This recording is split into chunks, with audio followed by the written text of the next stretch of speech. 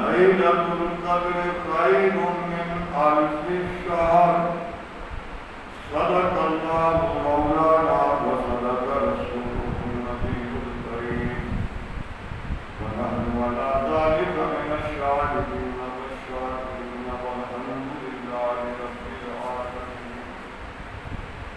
يا رب صل وسلم دائما أبدا على حبيبك خير الخلق كلهم.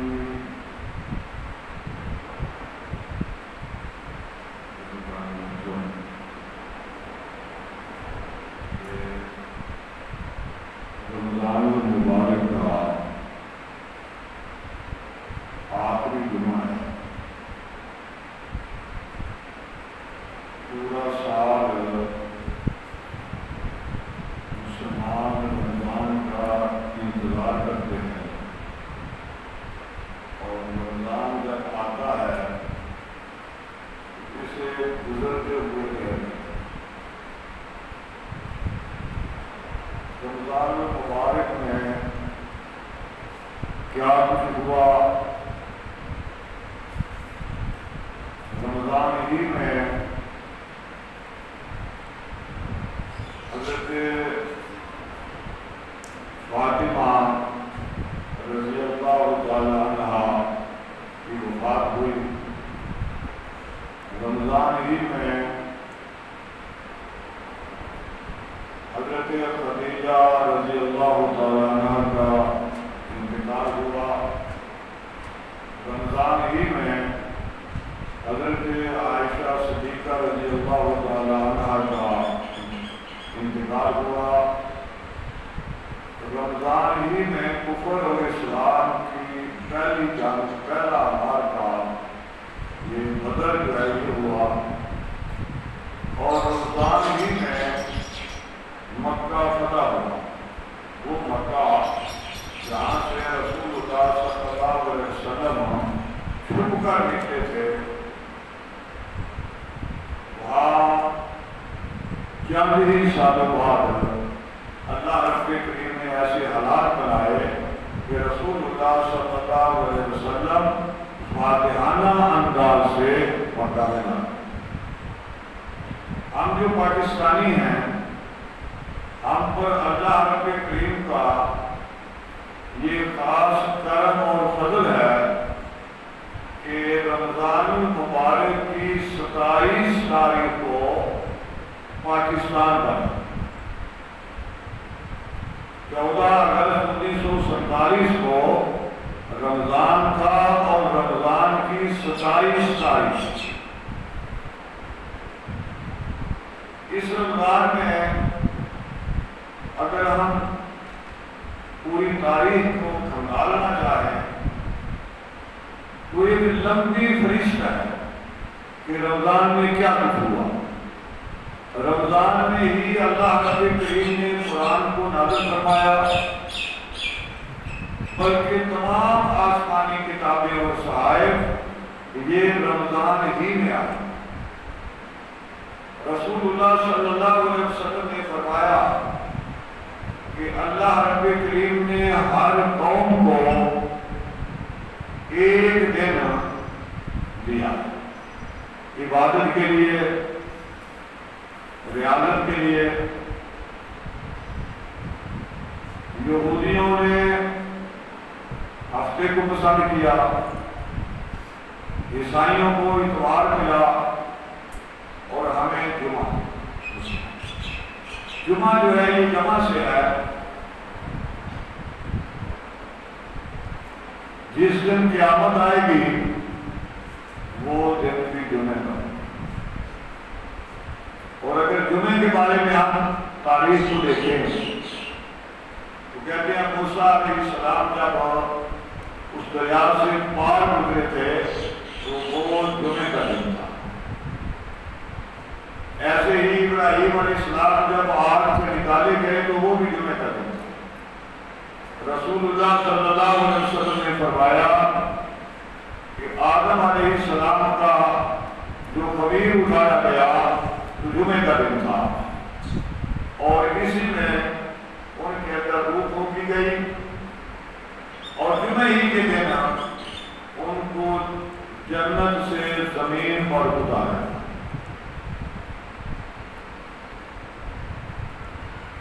ہم خوش قسمت ہیں کہ اللہ رب کریم نے ہمیں رمضان جیسا مقدس مبارک مہینہ جو ہے زندگی میں ایک مرتبہ پھر دیکھنے کا موقع ہے۔ دو آدمی کے دوست وہ اکٹھے ہی رہے، آج انہوں نے اکٹھا کیا، جہاد اکٹھا کرتے تھے، نمازیں پڑھتے تھے، روزے رکھتے تھے۔ ان میں ایک آدمی فوت ہو گیا، دوسرا سال بعد فوت ہوا۔ تو جو دوسرا سال کے بعد میں فوت ہوا وہ اس سے بہت عرصہ پہلے جنت میں داخل ہوا، اور جو سال پہلے فوت ہوا وہ بعد میں داخل ہوا۔ تو مجھے نہیں، ہم تو اکٹھے ہی تھے، نمازیں بھی اکٹھی پڑھتے تھے، روزے بھی رکھتے تھے، جہاد بھی کرتے تھے، تو یہ فرق کیوں پڑا؟ تو اللہ رب کریم کی طرف سے انہیں بتایا گیا کہ تم فوت ہو گئے، یہ ایک سال زندہ رہا، یہ اس سال میں نمازیں بھی پڑھتا رہا، اس نے روزے تم سے زیادہ رکھے، اس نے نیکیاں تم سے زیادہ کی۔ اسلام میں سارا معیار جو ہے وہ تقوی پر ہے، خاندان پر نہیں ہے۔ کسی آدمی کی ہم خاندان کے لحاظ سے عزت نہیں کرتے، اس کے حسب کی وجہ سے، اس کے نسب کی وجہ سے کوئی عزت نہیں ہے۔ عزت کا معیار یہ نہیں کہ یہ عربی ہے یا آدمی ہے، عزت کا معیار یہ نہیں کہ یہ گورا ہے یا کالا ہے، عزت کا معیار یہ ہے اتقاکم، تم میں زیادہ ڈرنے والا کون ہے، اللہ سے ڈرنے والا کون ہے۔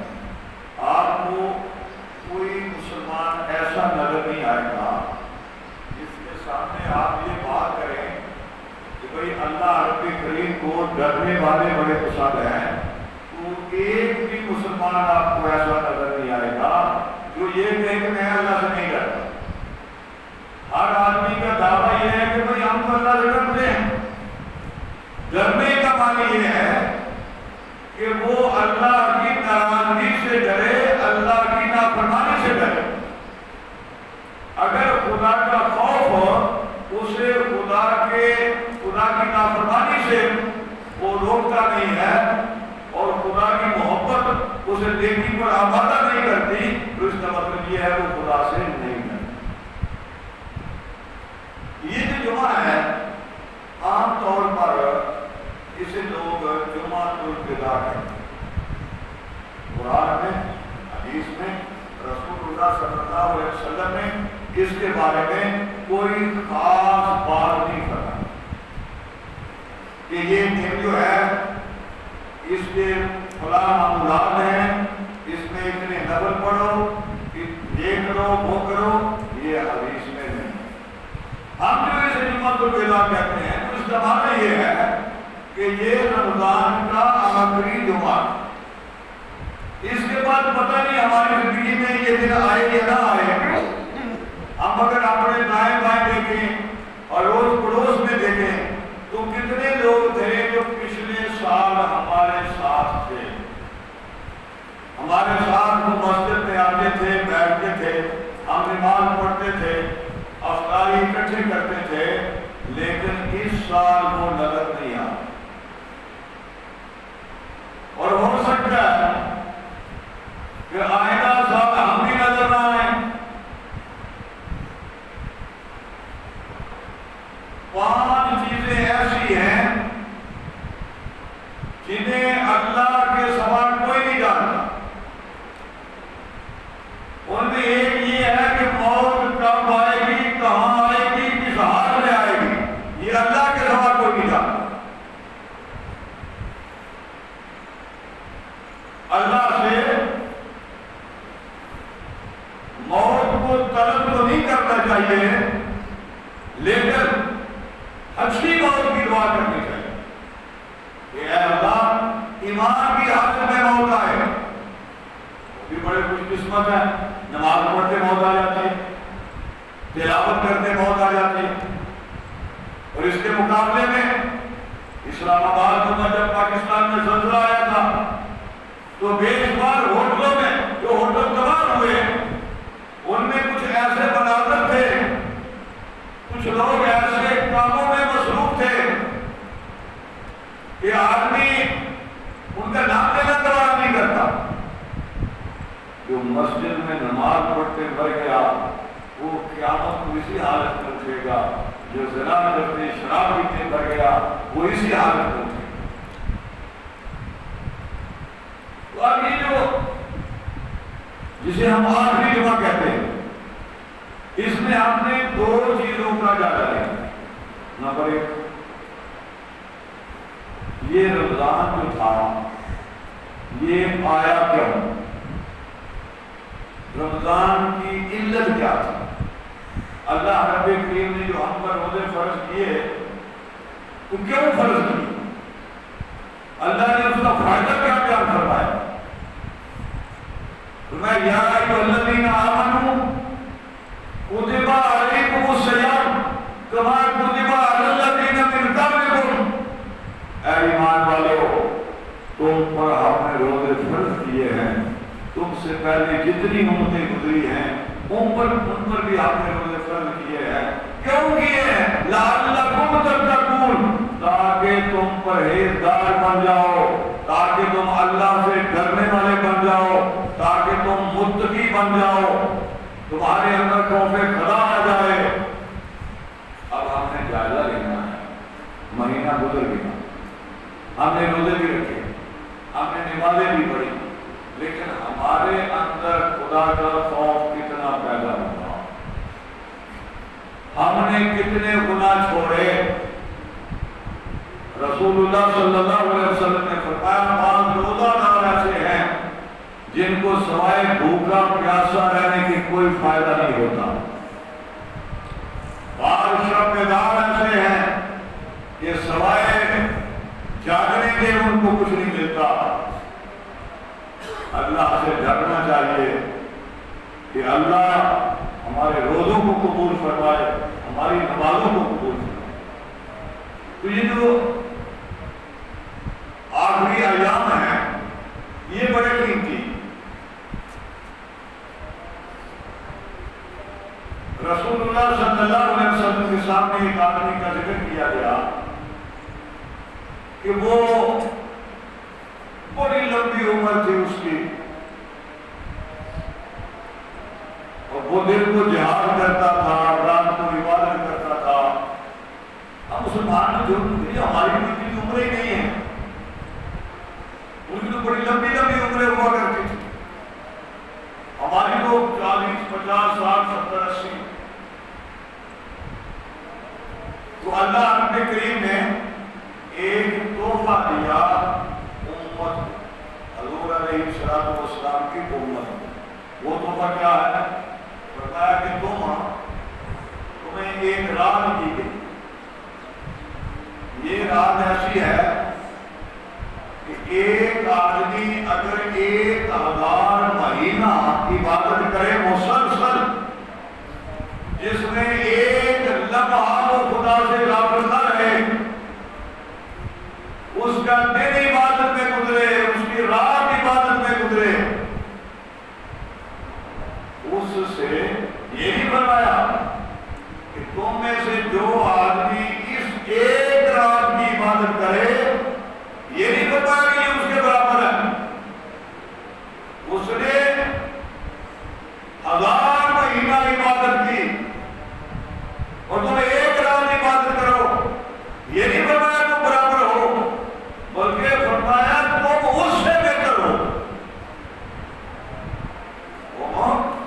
اگر تم یہ جو قدر والی رات ہے لیلۃ القدر، اس رات کو تم عبادت کرتے ہو تو تمہیں 1000 مہینوں کی عبادت سے بہتر اجر ملے گا، کم اجر نہیں ملے گا، تمہارا اجر جو ہے یہ بہتر ہوگا۔ اب ہم مسلمان جو ہیں، ہمیں ایک بیماری لگ گئی، اور بیماری لگی ہمیں اختصار کی، کمی کی، ہم ہر وقت اس تلاش میں رہتے ہیں کہ کسی طرح عمل تھوڑا ہو جائے. مثلا رمضان آیا, آپ کسی سے پوچھیں ہاں جی, کہتے ہاں جی بس تراویح تو 20 بھی ہے, 36 بھی ہے, 36 کی بھی روایت آتی ہے اور اس سے زیادہ کی بھی ہے اور 20 کی بھی ہے, لیکن ہم تو 8 ہی پڑھتے ہیں. ٹھیک ہوگی. ہاں بھائی کیا کرتے ہو؟ کہتے جی وتر پڑھتے ہیں ہم. ٹھیک ہے, وتر کے بارے میں 11 کی روایت بھی ہے, 9 کی بھی ہے, 7 کی بھی ہے, 5 کی بھی ہے, 3 کی بھی ہے, ہم تو ایک ہی پڑھتے ہیں. تمہیں بھائی زیادہ پڑھتے بہت پڑھتی ہے. تم نے یہ ٹھیکہ دے رکھا ہے کہ تم نے آخری سٹیج پہ آنا. اب ایسے سکالر آگے وہ کہتے ہیں جی فرض نماز کے علاوہ کوئی نماز نہیں. یہ انجینئر محمد علی جیسے لوگ, یہ جو مستقل فتنہ ہیں, جاوید غامدی جیسے لوگ جو مستقل فتنہ ہیں, وہ کہتے ہیں بس فرض ہی کافی ہے اور ایک وقت آئے گا وہ فرضوں میں بھی تخفیف کریں گے. میرا ایک دوست تھا, ایک دن مجھے اس نے پوچھا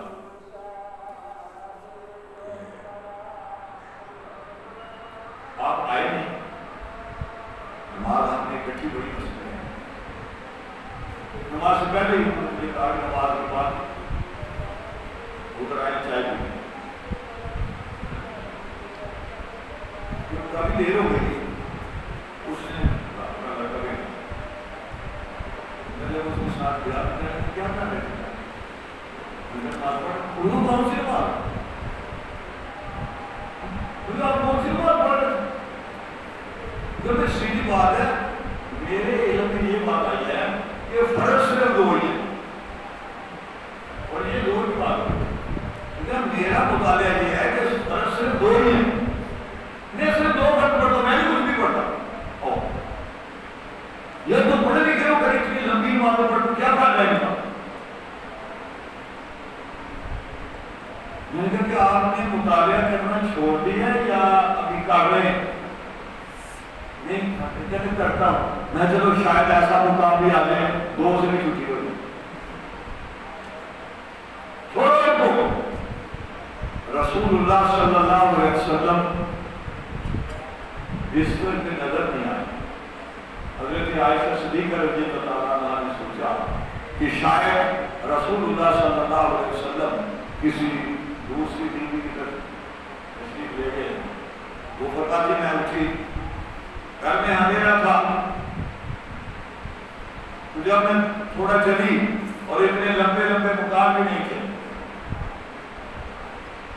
تو میں نے دیکھا کہ رسول اللہ صلی اللہ علیہ وسلم تو نماز میں کھڑے ہیں. اب میں بیٹھ گئی تو میں نے آپ کے پاؤں پہ ہاتھ رکھا, وہ پاؤں پہ برف تھا, پاؤں سوجے ہوئے تھے. جب رسول اللہ صلی اللہ علیہ وسلم نماز سے فارغ ہوئے, میں نے عرض کیا یا رسول اللہ صلی اللہ علیہ وسلم آپ تو بخشے کچھ آئے, آپ کو اتنی لمبی نماز پڑھنے کی کیا ضرورت؟ تو رسول اللہ صلی اللہ علیہ وسلم نے فرمایا عائشہ کیا میں اپنے رب کی بندگی کر کے اس کا شکر گزار بندہ نہ بنوں؟ اللہ کی جو ہمہ وقت نعمتیں ہیں ان نعمتوں کا شکریہ جو ہے وہ سجدے میں ہے. اللہ نے جو آپ پر فضل کیا ہے, ہم میں سے ہر آدمی جب کوئی بھاگ جائے نا ہم سے تو ہم اس کی طرف دیکھتے ہیں, وہ بڑا ہٹا ہے تیری آپ میں نہیں, تو کیوں مار گیا؟ میں اگر کوئی آپ سے سوال کرتا ہے تو آپ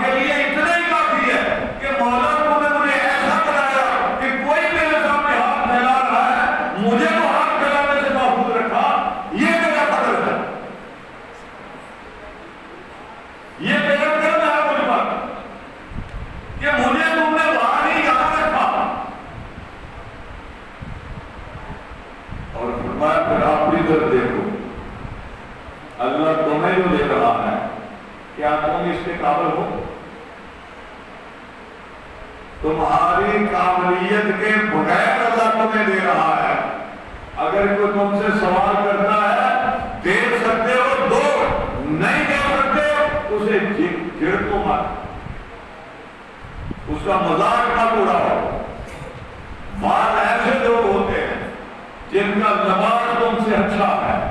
یہ جو صدقے کے زکات کے مصارف میں قرآن نے بیان فرمایا ہے اور جس کے لیے ہم زکات اکٹھی کرتے ہیں, ان 8 مصارف میں یہ نہیں ہے جہاں ہم خرچ کرتے ہیں.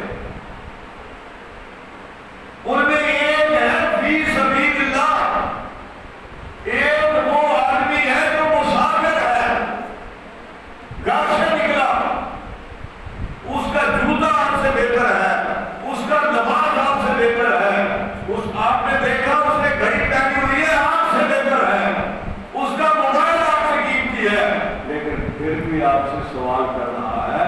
آپ سوچیں تو صحیح کہ اس کے پاس سب کچھ ہے پھر کیوں سوال کرتا ہے؟ بس یہ بھی زکات کا حقدار ہے. کیوں؟ ہو سکتا ہے اس کی جیب کٹ گئی, سفر میں اس کے ساتھ کوئی حادثہ پیش آ گیا, جہاں کا یہ ہے وہاں یہ مالدار ہو, جاگیردار ہو, سرمایہ دار ہو, لیکن جہاں اس وقت ہے اس کے پاس کرایہ بھی نہ ہو.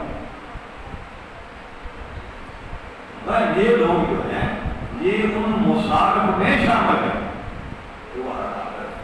گزارش کرنے کا من کہ ہم لوگ اقتصاد چاہتے ہیں.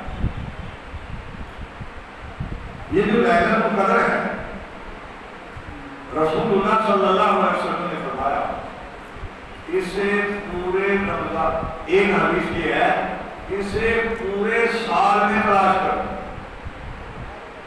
آپ نے کبھی دیکھا ہی نہیں کہ یہ مولوی آپ کے ساتھ ہاتھ کیا کرتے ہیں.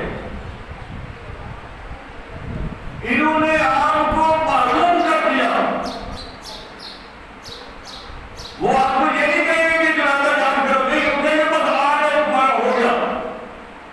وہ یہ نہیں کہیں گے کہ بھائی نماز پڑھنے آپ کو نماز یاد کرو, نہیں آ گیا ہو گیا. ان کو مولوی صاحب تمہارے یاد ہو گیا, جس طرح نماز ہوگی اس طرح تمہاری تنہا بھی ہوگی.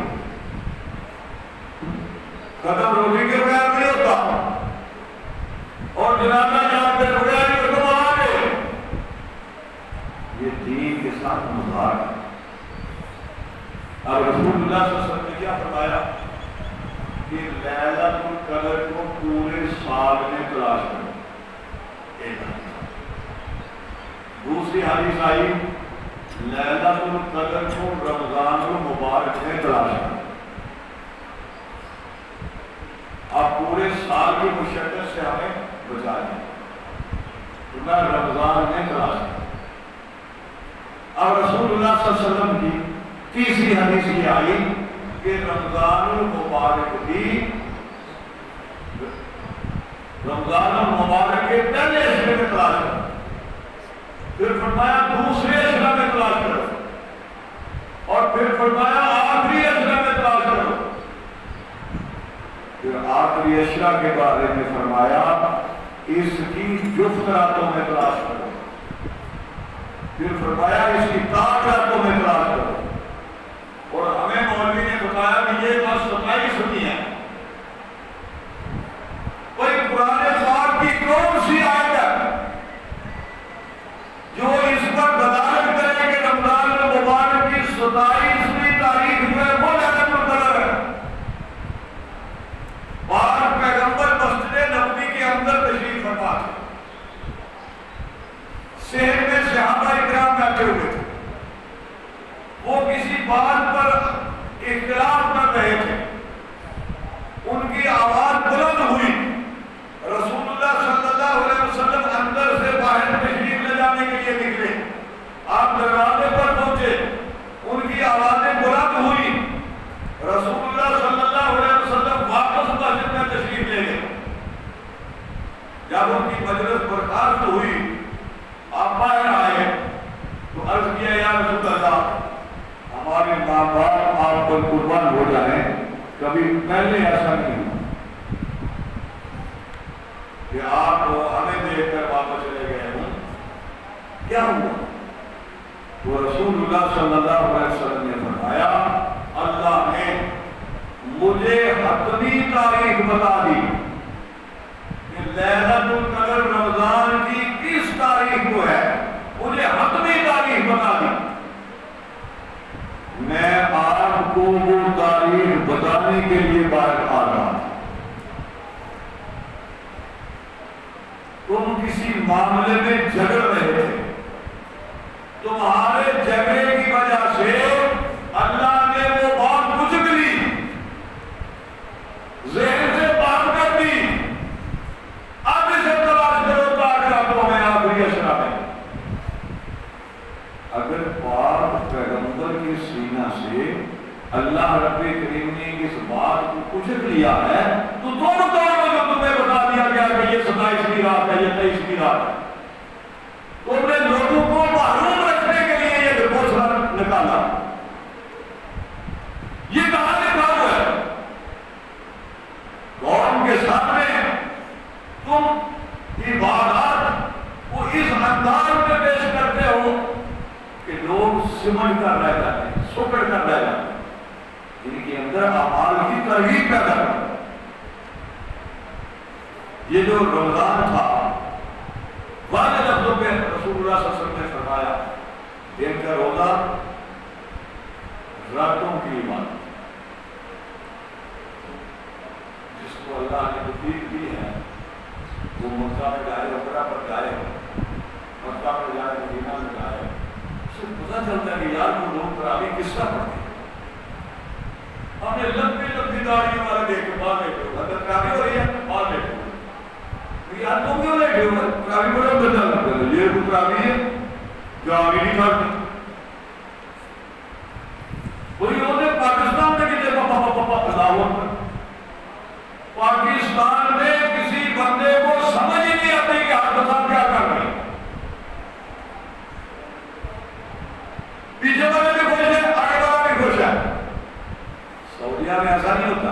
آپ کو بتائیں سنتے ہیں ہر لفظ کی سمجھ آتی ہے, ایک ایک آیت کی سمجھ آتی ہے.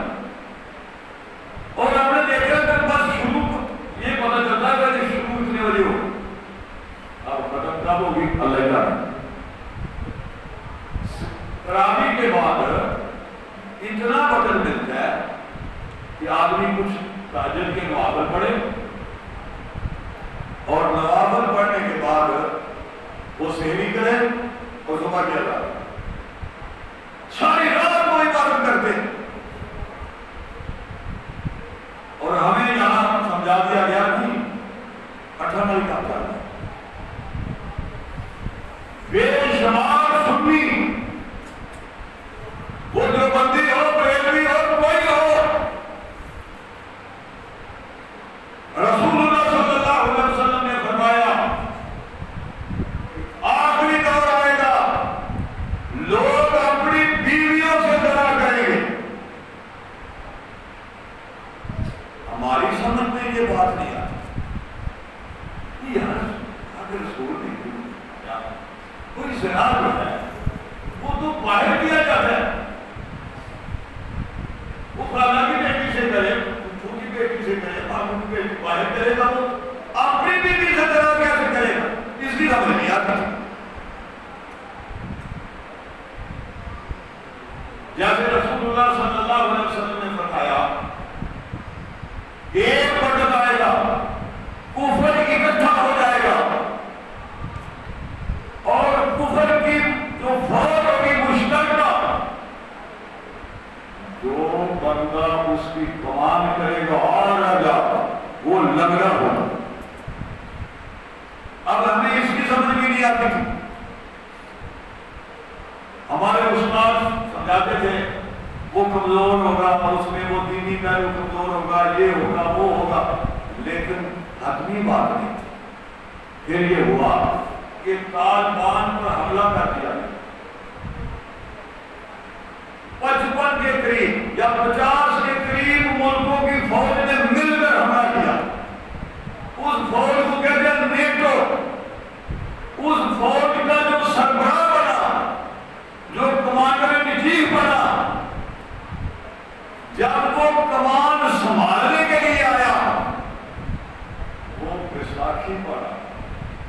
اس کی ایک نام تھی. اس وقت ہمیں پتا چلا کہ پاک پیغمبر کے ارشاد کا یہ معنی. اب رسول اللہ صلی اللہ علیہ وسلم نے فرمایا کہ قیامت کے قریب لوگ اپنی بیویوں سے طلاق کریں گے. ایمانداری سے بتاؤ, آپ کی سمجھ میں کوئی بات آتی ہے؟ کیا بیوی سے زنا؟ اب ہمیں اس صدی میں انگریز کے آنے کے بعد 1857 کی آزادی کے بعد ہمیں پتہ چلا عورتوں سے زنا کس طرح کیا جاتا. رسول اللہ صلی اللہ علیہ وسلم کی خدمت میں ایک صحابی آئے, عرض کیا یا رسول اللہ صلی اللہ علیہ وسلم, یہ بخاری کی حدیث ہے, میں نے اپنی بیوی کو 100 طلاق دے دی. رسول اللہ صلی اللہ علیہ وسلم نے فرمایا طلاق تو 3 سے ہو گئی, 97 تو نے دین کے ساتھ مذاق کیا. 3 مرتبہ طلاق دینے سے فرمایا طلاق ہو گئی. یہ امام بخاری فرماتے ہیں, امام مسلم فرماتے ہیں, پوری دنیا کا اس پر اتفاق ہے. لیکن انگریز کے آنے کے بعد کیا ہے کہ نیا فطرہ پیدا ہوا تو کیا نہیں 3 طلاق کر دیجیے نا, ایک کا مطلب نہیں کوئی نہیں. اب شرم طلاق ہو گئی, مولوی میدان میں آیا, اس نے کہا 5000 مجھے دو میں 3 کو 1 کر دیتا ہوں.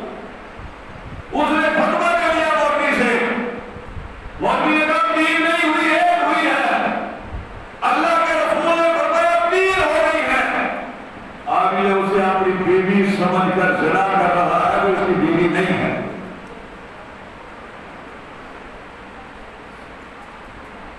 ایسے لوگ آ کر اصول یہ ہے, ایک عیسائی اگر زنا کرتا, زنا کر سال بعد 2 سال بعد وہ مسلمان ہے, تو آپ نے اس نے زنا کیا ہے, اسلام میں اس کی سزا نہیں ہوگی, کیونکہ یہ پھر اس نے اس وقت کیا جب وہ مسلمان نہیں تھا. اس پر سزا جو ہے وہ اس کے مذہب کے مطابق اس وقت ہونی چاہیے تھی جب وہ عیسائی تھا. مسلمان ہو گیا, کلمہ پڑھنے سے سارے گناہ اس کے معاف ہو گئے,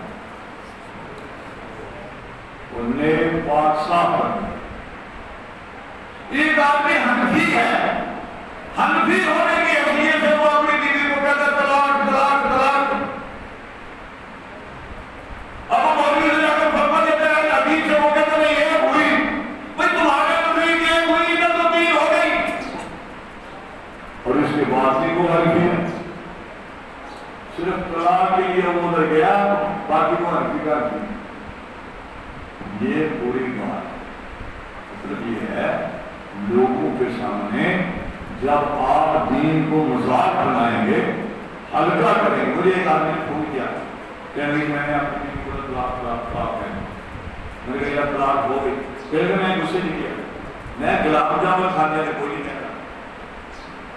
ادارے والا جب پاڑی کی بیوی سے پوچھنے لے کے ادارے کے طلاق ایسا ہم نے آئے تک نہیں دیں. یہ طلاق جب بھی ہوگی غصے میں ہوگی, یہ لڑائی میں ہوگی. اسلام کی سزائیں سخت ہیں, لیکن اگر ایک دفعہ نفاذ ہو جائے لوگ محتاط ہو جاتے. پاک پیغمبر کے دور میں ایک عورت کے ہاتھ کاٹے گئے چوری کی وجہ سے. تاریخ اٹھا کر دیکھو کتنے لوگ ہیں جن کے ہاتھ کاٹے گئے, کوئی بھی نہیں. سزا سخت ہوگی, جرم ہو جائے. کہنا میں یہ چاہتا ہوں, لیلۃ القدر کو تلاش کی. یہ جو راتیں رہ گئی ہیں, راتوں کو جاتی ہیں, اللہ اللہ کیجیے, قرآن کی تلاوت کیجیے, نبی پاک صلی اللہ علیہ وسلم پر درود و سلام پڑھیے, اپنے گناہوں سے معافی مانگیے. رسول اللہ صلی اللہ علیہ وسلم مسجد نبوی میں تشریف لائے، آپ نے منبر پہ قدم رکھا پہلی سیڑھی پہ، اور حضور علیہ السلام نے فرمایا آمین۔ پھر دوسری سیڑھی پہ قدم رکھا، آپ نے فرمایا آمین۔ پھر تیسری پہ قدم رکھا تو فرمایا آمین۔ صحابہ نے عرض کیا یا رسول اللہ صلی اللہ علیہ وسلم پہلے کبھی ایسا نہیں ہوا،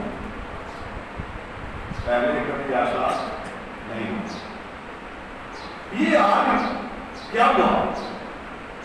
حضور علیہ السلام نے فرمایا جبریل آئے تھے، میں نے جب پہلی سیڑھی پہ قدم رکھا تو جبریل نے کہا ہلاک ہو جائے وہ آدمی، برباد ہو جائے وہ آدمی جس کی زندگی میں رمضان آیا اور اس نے اللہ کو راضی نہیں کیا،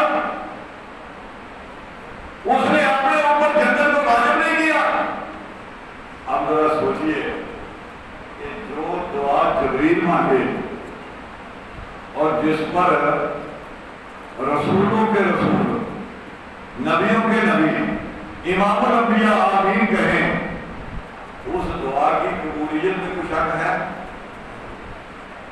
کیا بنے گا ہمارا؟ ہمارا دین اپنا ہے، گھریلو دین ہے ہمارا۔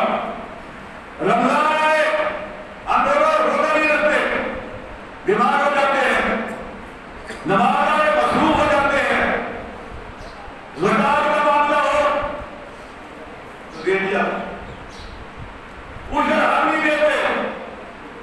کیسے مسلمان؟ کوئی کام ہم کرنے کے لیے تیار ہی نہیں، اور اس کی اصل وجہ کیا ہے؟ کہتے ہیں کہ اصل کدھر سے آئے؟ جب لوگ جمعے کے دن مسجد میں آتے ہیں، اپنے اپنے کاروبار چھوڑ کے آتے ہیں، کوئی دکان بند کر کے آیا، مزدور ہے وہ بھی اپنا کام چھوڑ کے آیا، تو جب وہ مسجد میں آتا ہے تو مسجد میں وہ دیکھتا ہے کہ جو اونچی جگہ پہ بیٹھا ہوا ہے نا، سب کا کاروبار بند ہو گیا، اس کا کاروبار شروع ہو گیا۔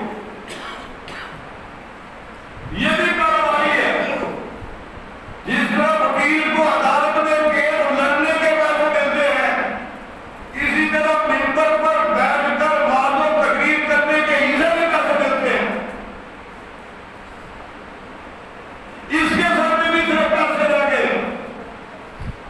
بھائی پاک پیغمبر کا دور ہے، ہم آئے دن سنتے ہیں، اعلان سنتے ہیں کہ حضرات ایک ضروری اعلان سنیے، 10 بجے کے قریب ساری مستورات مسجد میں آ جائیں، نماز تسبیح ہوگی، اور بتاؤ ہمیں کبھی پاک پیغمبر کے دور میں یہ اعلان ہوا، ابو بکر کے دور میں اعلان ہوا، عمر کے دور میں اعلان ہوا، عثمان کے دور میں اعلان ہوا، اللہ مصطفیٰ کے دور میں اعلان ہوا، امام ابو حنیفہ نے کبھی اعلان کیا، کبھی مالک نے کیا، کبھی احمد بن حنبل نے کیا، کس نے کیا؟ یہ فرق کتنا ہے؟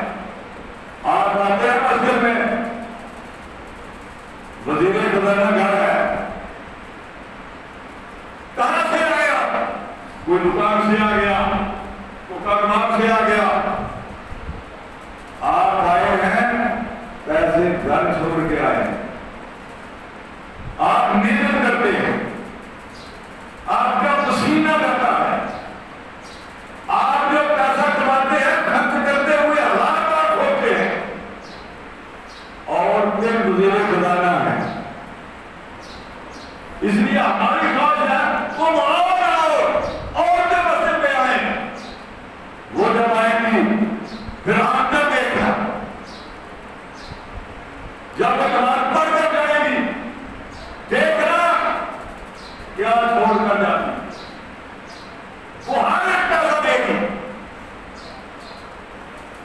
تم نے یہاں سارا نظام ہی اپنی مرضی سے بنا لیا، تم سب سے بڑے ہو گئے، اللہ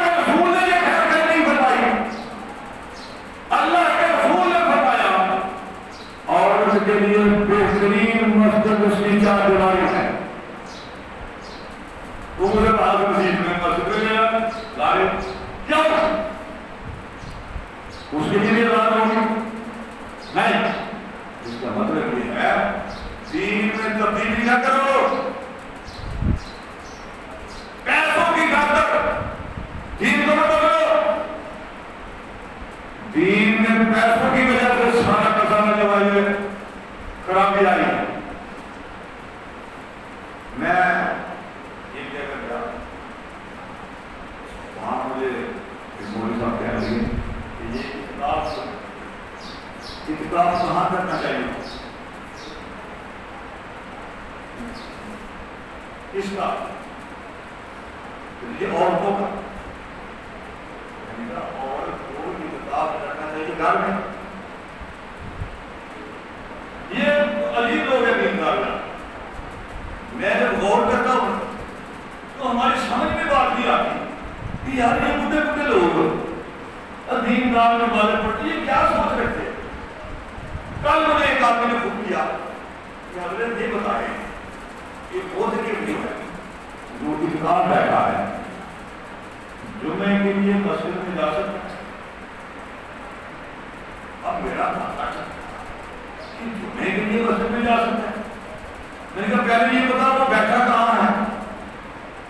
اگر وہ کسی ایسی مسجد میں افطار بیٹھے جس مسجد میں جمعہ نہیں ہوتا تو وہ جمعے کے لیے جا سکتا ہے، راستے میں کسی سے بات کرنا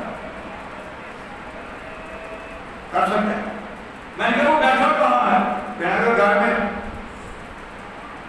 میں نے کہا جو آدمی گھر میں کتاب بیٹھ گیا اس کے لیے کوئی مسئلہ نہیں۔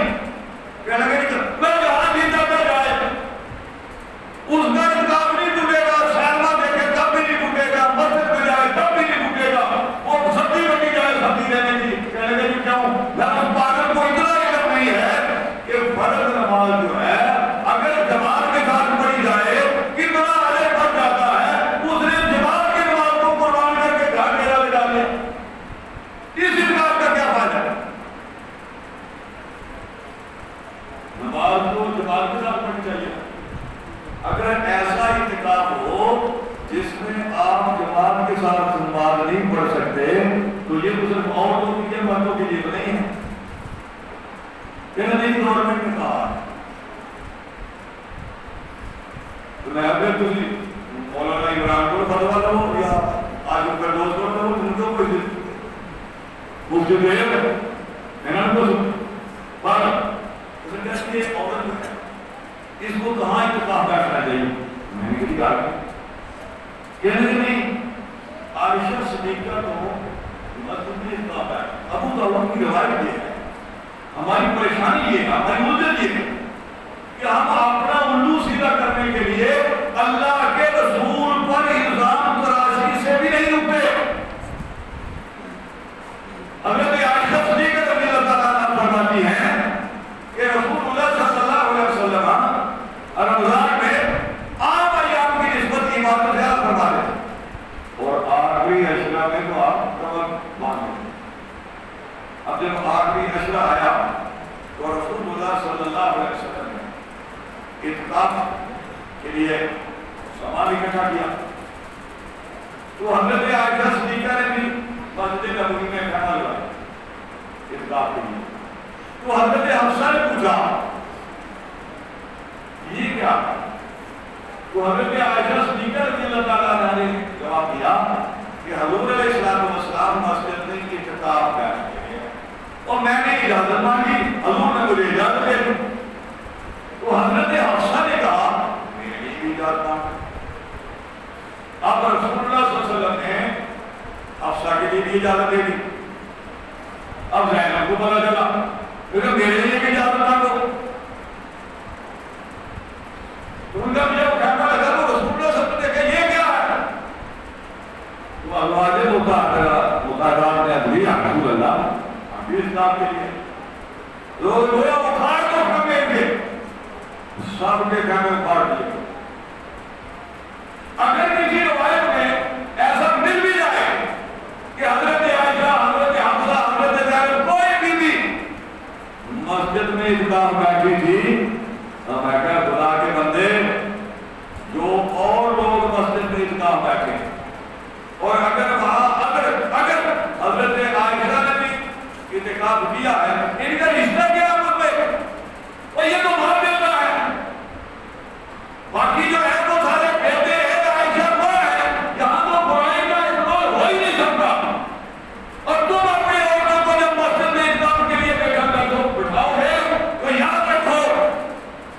جو چاند چڑھنا ہے نا وہ ایک نہیں چڑھنا،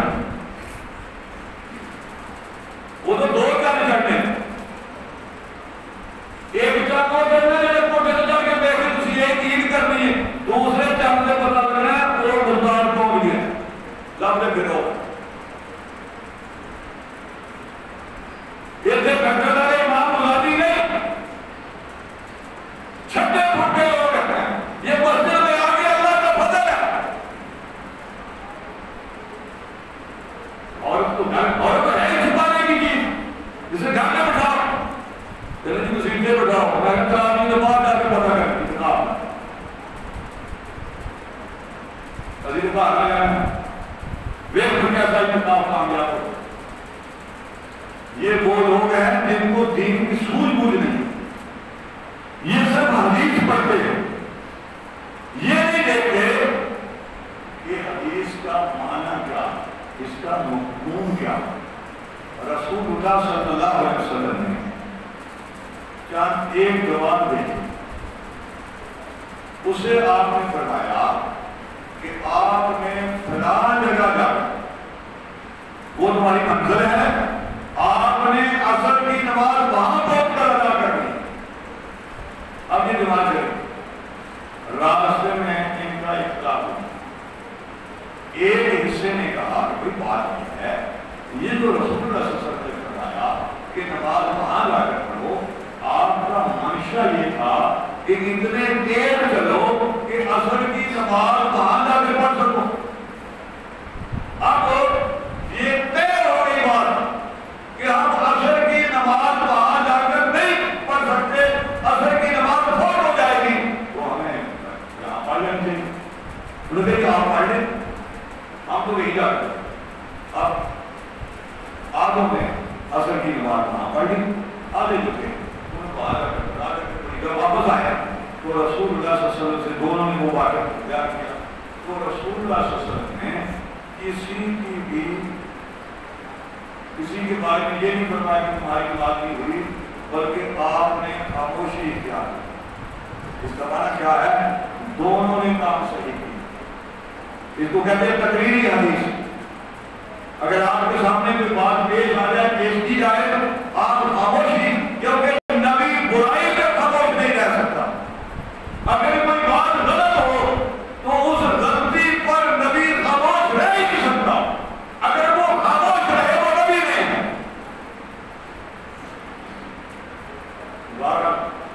یہ رمضان ہم سے جاتا ہے.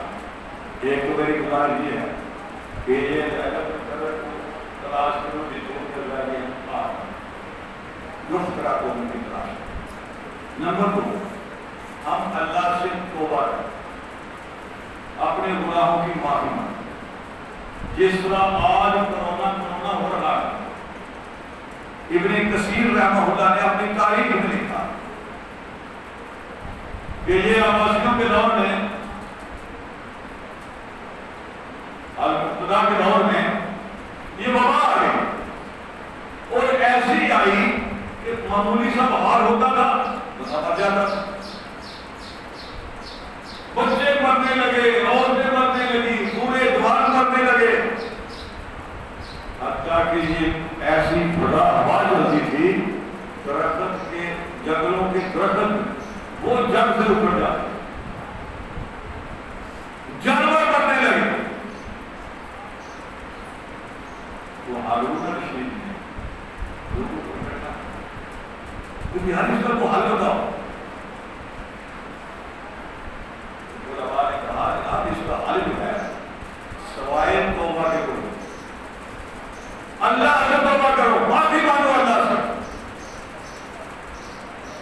اب خلیفہ نے حکم دیا، ان کا تمام آلات موسیقی سب توڑ دو، جلا دو ان کو، اللہ کے سامنے جھک جاؤ، توبہ کرو، استغفار کرو. اللہ جتنی جلدی راضی ہوتے ہیں کائنات میں اور تو ہے ہی نہیں جو اتنی جلدی راضی. چند ہی دنوں میں بیماری ختم ہو گئی. آج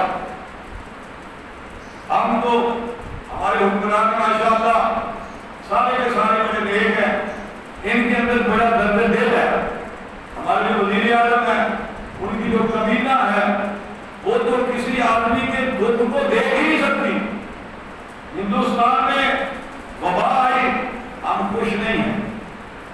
ہم دعا کرتے ہیں کہ اے اللہ تیری مخلوق جہاں جہاں کی بات ہے تو شفا عطا فرما. ہمارا مزاج یہ نہیں ہے, لیکن بطور حکمران ہمارا کردار تو ان کے سامنے ہے کہ 366 دن ہو گئے کشمیریوں پر کرفیو لگے ہوئے, تم ایک لفظ نہیں بولے. کبھی تم نے دعائیں نہیں بھیجی, کبھی تم نے ان کے لیے افراد نہیں بھیجی, اور تمہیں ہندوؤں کا خود جو ہے یہ ستایا جا رہا ہے. تم ایمبولینس بھی بھیج رہے ہو, تم ساتھ سب کچھ کر رہے ہو. کیوں بتاؤ ہمیں کہ تمہارے دل میں ہندوؤں کی محبت ہے یا محمد رسول اللہ کے ماننے والا پتہ نہ چلے. کشمیریوں کا جرم کیا ہے؟ 3 نسلیں ان کی پاکستان کی محبت میں تباہ ہو گئی. تم نے ایک لفظ ان کے بارے میں نہیں بولا, اور کیا کیا؟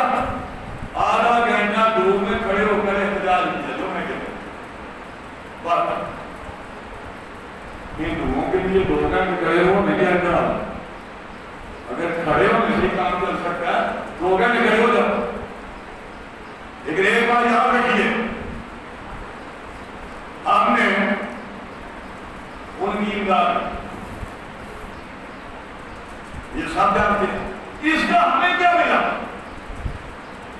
ہمیں یہ ملا کہ 4 مئی کو بجواد کے سیکٹر پر انڈیا میں سحری کے وقت حملہ کر دیا. یہ ہمیں تحفہ ملا. ہماری جو ایمبولینس وہاں گئی, ہندوؤں نے ایمبولینسوں کو آگ لگا دی. مودی نے ان کے اندر اتنی نفرت بھری ہے, وہ ہماری امداد کو قبول نہیں کر رہے. اور ہم ہیں, ہمارے ملازم مر گئے. یہ جو ملازم ہے یہ اسلام آباد جا کر ان نے مارے گئے, ان پہ شن پھینکے گئے. ان کی طرح نہیں بڑھائی. 17 سے اوپر والے جو ہیں جو ان کے مزدور نظر ہے ان میں 125 سے 150 تک فیصد اضافہ کر. تمہارے دل میں پاکستانیوں کی حرکت نہیں آئی. فلسطین پر کبھی تو اپنی امداد نہیں بھیجی یار. تو خدا کے لیے ہمارا یہ مطلب نہیں ہے کہ تم جاؤ گے تو ہم آ جائیں گے. ہماری حکومت تو کیا مطلب نہیں آ سکتی, یہ تم ہی رہو گے. لیکن کم از کم اپنے دل میں مسلمانوں کی محبت تو پیدا کرو, پاکستانیوں کی محبت تو پیدا کرو. مسلمانوں کے لیے تمہارا دل کیوں نہیں مچلتا؟ اور مسلمان وہ کہہ رہے ہیں کہ اس بیماری کی وجہ سے ہندوستان میں اسلام آ گیا. اچھا جی, کچھ لوگ بت توڑ رہے ہیں. آپ نے دیکھا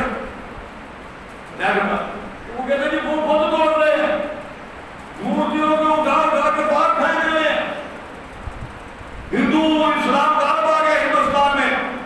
اور خدا کے بندو اس بت کی حقیقت تو جانو. ہندوستان میں 1 2 4 نہیں, ہزاروں مندر ایسے ہیں جو جوگی بابا کے نام پر بنائے گئے ہیں. اور یہ مندر کوئی 2 4 10 سال سے نہیں, یہ 20 سال سے 50 سال سے مندر ہیں. ان کی ہندو پوجا کر رہے ہیں. ہندو اتنا پاگل اور بے غیرت ہے کہ آج جب وہ مر رہا ہے اس وقت ان کی تحقیق سامنے آ گئی.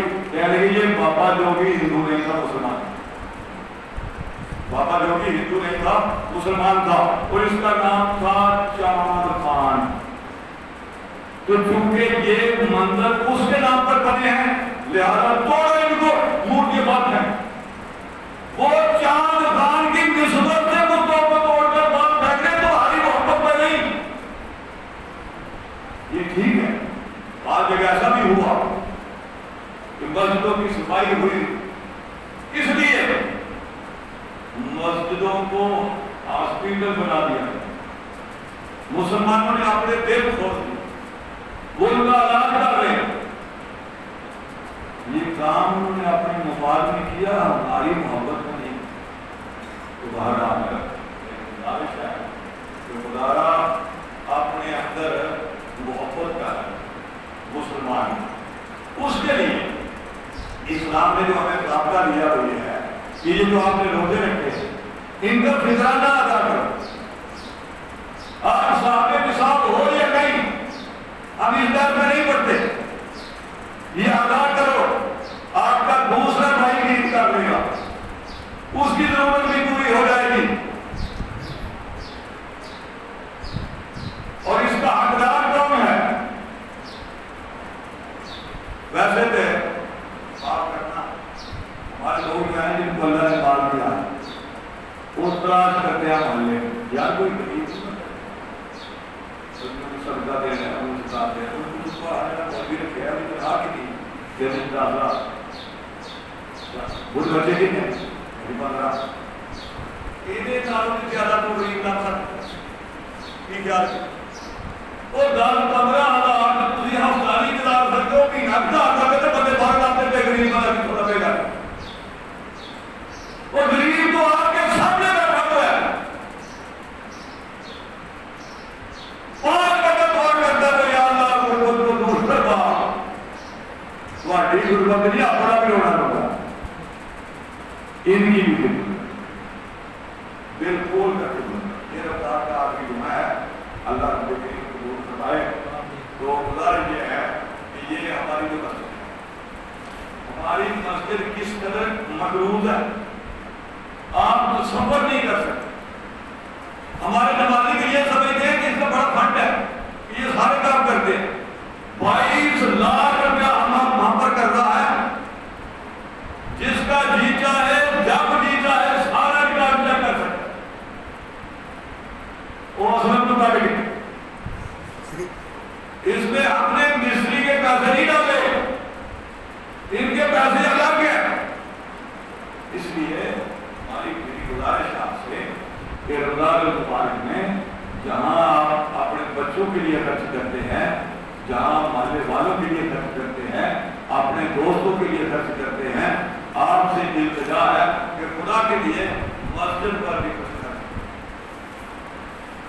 تاکہ یہ جو لائٹیں ہیں یہ بھی آپ کو دواری لائٹ، ہم اصل میں یہ دیکھتے ہیں کہ کام ہو جاتا ہے، یہ صحیح کار بیٹھا ہوا ہے، اس سے پوچھو کہ ہم پچھلے سال یہ